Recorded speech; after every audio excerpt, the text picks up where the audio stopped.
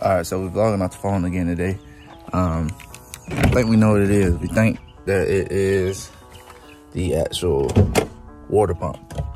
So that's what I'm kind of guessing it is, the way it was running and the way it was leaking, where it was leaking at.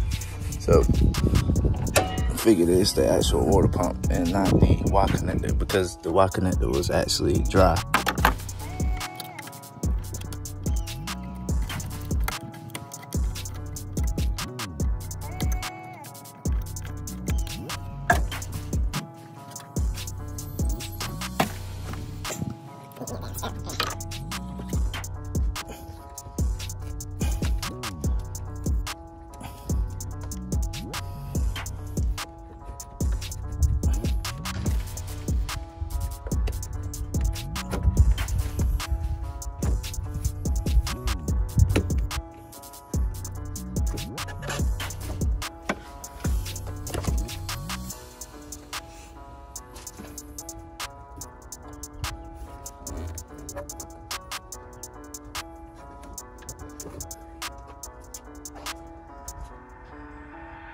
See, this right here is this piece right here, the Y connector, that little part right there.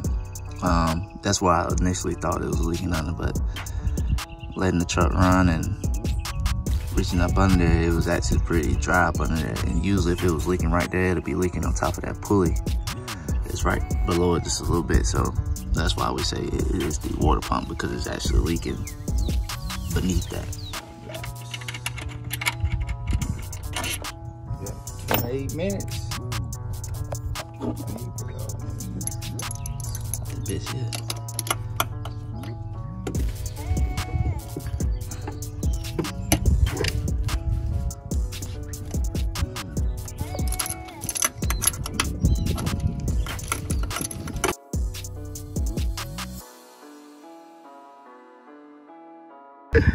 Huh? Yeah, a little bit. Yeah.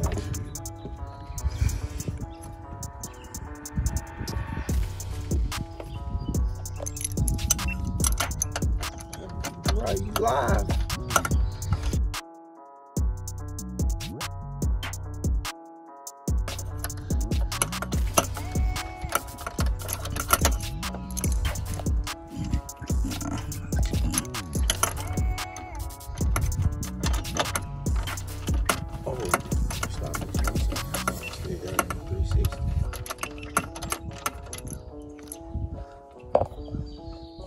This shit here so easy to damn use. It's just hard to edit in that 360 mode. For real? Ain't worth it.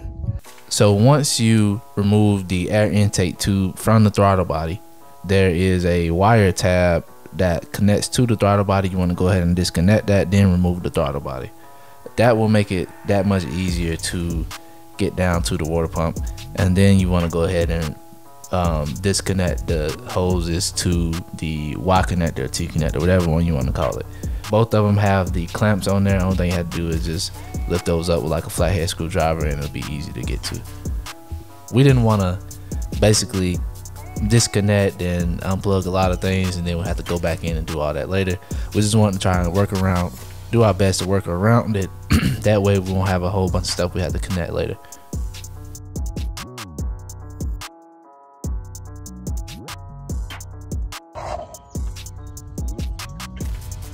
You only need that front belt. This right here? Yeah. You see what every pulley go around and around?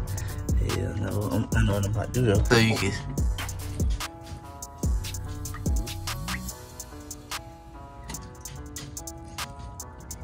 Alright, so basically what we were doing was pretty much just taking a picture and a video of how the belt was.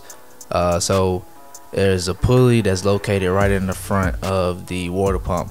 So what you want to do is, I believe it's 3 bolts that's connected to it. Basically you just unscrew those bolts. Obviously there's a belt that's connected with the pulley. You want to take that off, and then there's a tensional pulley that you can adjust to how you actually get the belt off, to loose the tension up on the belt. So that's pretty much how you do that and get that off. So the reason why we took a picture in the video of how the belt was, so when we get ready to go back to connect everything, we'll know exactly how it was without having to, you know, try and figure it out, making mistakes, trying to minimize time instead of making all the mistakes. Just try and go ahead and get it right the first time and be done with it.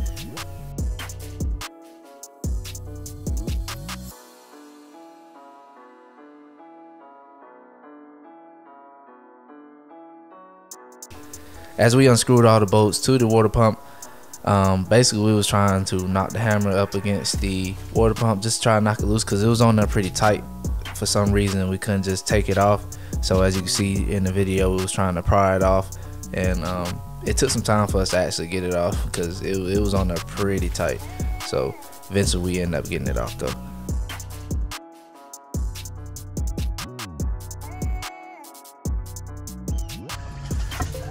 I'm just doing a video right now. Shit, I just take pictures like this.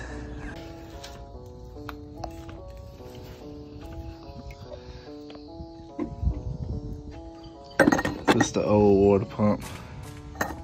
See how wobbly.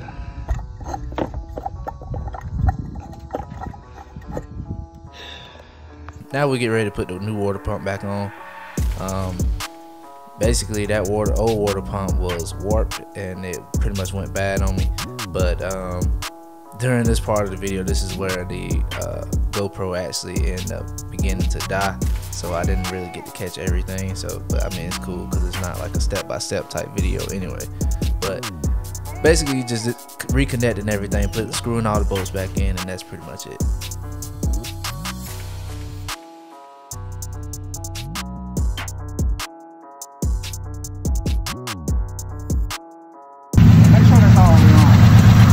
It is.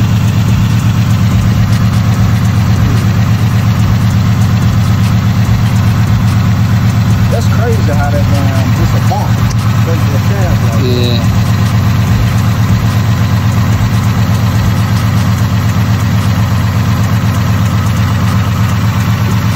You put new gasket and stuff on that? Yeah, new gasket on it. Yeah.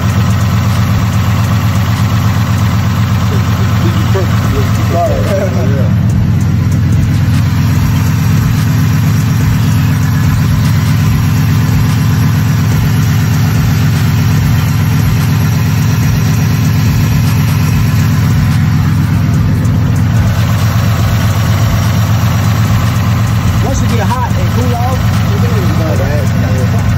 yeah. I just ain't think this. So I had to keep the key on it though. You got that snack on? Chips. Shit, that's all? Grapes in there. Great. Bruh. Good job, lady.